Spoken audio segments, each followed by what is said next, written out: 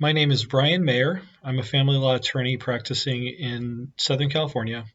And the question that I'm answering today is what to do when the other parent of your child is not obeying a custody order. And unfortunately, this comes up too often.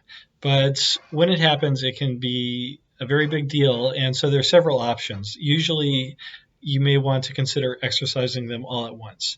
First of all, the knowing, willful violation of a court's order, the willful knowing disobedience of a court's orders is contempt. Contempt is a criminal action. It is something that can result in a fine or jail time or both. And it's something that, as a parent, you can actually directly file for, regardless of whether or not law enforcement specifically gets involved with it. Law enforcement does have the power to enforce it, but in the family courts, it's something that can the individual can seek against the other parent.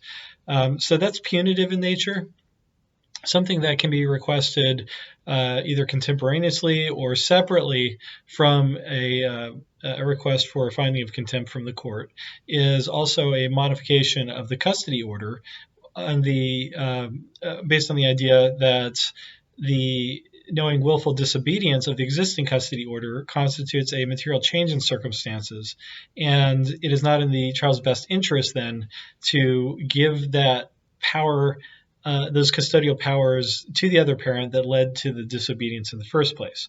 So, for example, let's say that mom is scheduled to receive for physical custody of her son to be received at 6 p.m. on Sunday, and dad simply does not show up. And he knows he's supposed to show up and drop the child off. He just doesn't care. I'm going to keep the kid. So in those circumstances, the court, what that does is it's not in the best interest of the child to disobey the court order, first of all. And second of all, it demonstrates quite clearly that when dad's given that authority, that he's going to abuse it. When he's given physical custody, he's going to abuse that physical custody and not return the child according to what the court has deemed to be best for the child. So you're talking secondly then about a potential basis for modifying the existing order and basically taking away the other parent's ability to disobey what's happened. And so, as I said, these things can be requested separately. They can be requested together. It's also noteworthy that, generally speaking, when a parent has to file either of these things because the other parent can't obey the court orders, that it's generally possible to get attorney fees awarded to them as well.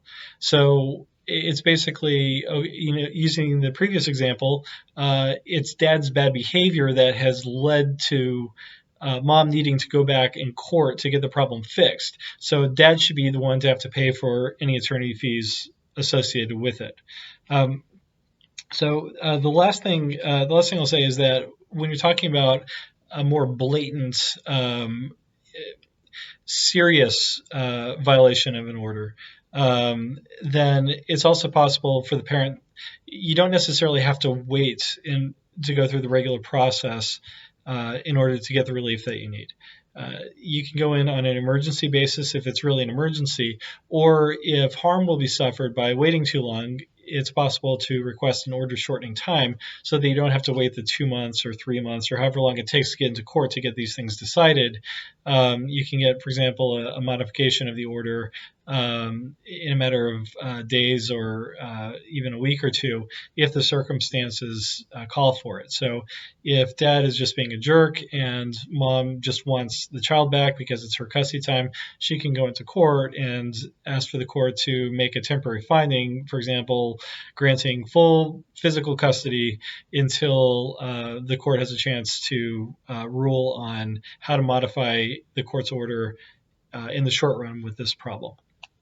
So those are typically the remedies. Of course, the nuances of every circumstance are different. So as always, your individual circumstance should be examined in person by counsel, and this information should not be relied upon as complete or advice. But I hope that you found this helpful. Again, my name is Brian Mayer. I practice throughout Southern California. I am a family law attorney, and thank you so much for watching. I hope it helped.